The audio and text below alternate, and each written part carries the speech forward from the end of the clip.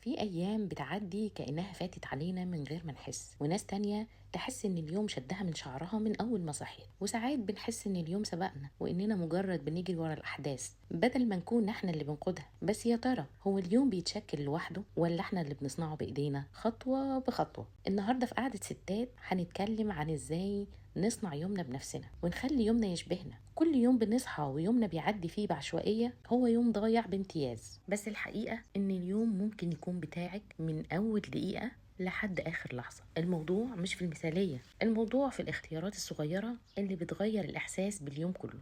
أول 10 دقايق من يومك هم مفتاح باقي اليوم. لو بدأتيهم بهدوء، بدعوة حلوة، بكوباية مية، أو حتى بضحكة من قلبك في المراية، هتحسي إنك موجودة. بلاش تفتحي موبايلك أول حاجة، مش دايما بتدينا طاقة حلوة. اليوم اللي بيبدأ بدري غالبا بيكون ليه طعم مختلف. مش لازم تعملي كل حاجة من 5 الصبح، بس لو قدرتي تفتحي عينيكي على الدنيا قبل الزحمة هتحسي انك ملكة وقت. حتى لو نص ساعة بينك وبين نفسك، فنجان قهوة، ذكر، تأمل بسيط، امتنان واستشعار للنعم، دي مش رفاهية، دي وقود لليوم كله. مش لازم جدول حديدي وصارم وما يخرش المية، كفاية ورقة صغيرة أو ستيكي نوت والزقيها قدامك واكتبي فيها نيتك للنهاردة. مثلا النهاردة عايزة أخلص شغل البيت من غير ما أتعصب، أو النهاردة ههتم بنفسي شوية. النية البسيطة دي بتديكي إحساس بالسيطرة وبتربطك بنفسك. حطي كمان نية الإطعام وانت بتعملي الأكل، حطي نية إماطة الأذى عن الطريق وانت بتنظفي. قبل ما تتشدي للمطبخ أو للموبايل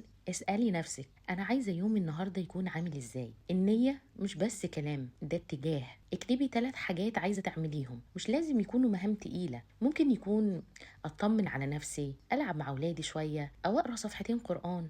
مش لازم تبقي فاضية ساعتين. وقتك لنفسك ممكن يكون ربع ساعة بس، وتعملي قهوة وتشربيها في البلكونة، أو 10 دقايق تأمل، أو مشي خفيف، شوية رسم، أو حتى سكوت. الفكرة إنك بتقولي لنفسك أنا موجودة ومحتاجة لحظة راحة، محتاجة بريك. وده مش رفاهية، دي ضرورة. وسط مسؤولياتنا بننسى إننا بشر محتاجين لحظات نرتاح فيها. حددي وقت كل يوم، ده وقت بيشحنك مش بيضيع وقتك. انت زوجة، بنت، موظفة، بس قبل كل ده انت إنسانة. اعملي لنفسك حدود بسيطة تفصلك بين كل دور والتاني. مثلا بعد الولاد ما يناموا اقفلي باب الأوضة شوية واعملي حاجة بتحبيها. أوقات الفصل ده بيخليكي تحافظي على طاقتك. في فرق بين التنظيم والكمال. مش لازم اليوم يبقى ماشي بالدقيقة والثانية على الشعرة، بس خليكي واعية انك لما تنقلي من حاجة للتانية خدي نفس، اغلطي، عدلي الغلط ده، بس كوني لطيفة مع نفسك. خليكي مرنة واوعي تكوني اكتر حد بيجلدك في اليوم. قبل ما تنامي بصي على يومك كأنك بتتفرجي على فيلم. في حاجات حلوة حصلت وفي حاجات ما عرفتيش تعمليها، بس ده مش معناه فشل، دي مجرد خطوة في يوم من عمرك، مش كل عمرك. وسط اللف والدوران في حاجات صغيرة بتحصل محتاجة عين تشوفها. ضحكة ابنك، نسمة هوا، كلمة حلوة، دي اللحظات اللي بتخلي اليوم مش نسخة مكررة، بتخليه تجربة حقيقية احنا عشناها.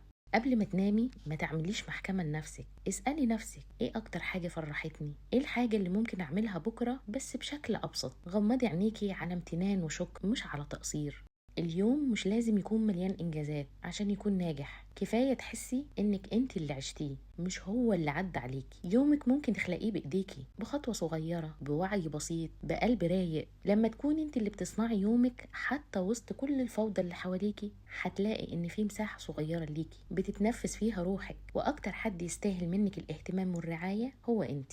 لو عجبتك القعدة ابعتيها لصاحبتك، وما تنسيش تعملي لايك وتشتركي في القناة وافتحي الجرس علشان القعدة الجاية تلاقينا سوا هنا في قعدة ستات.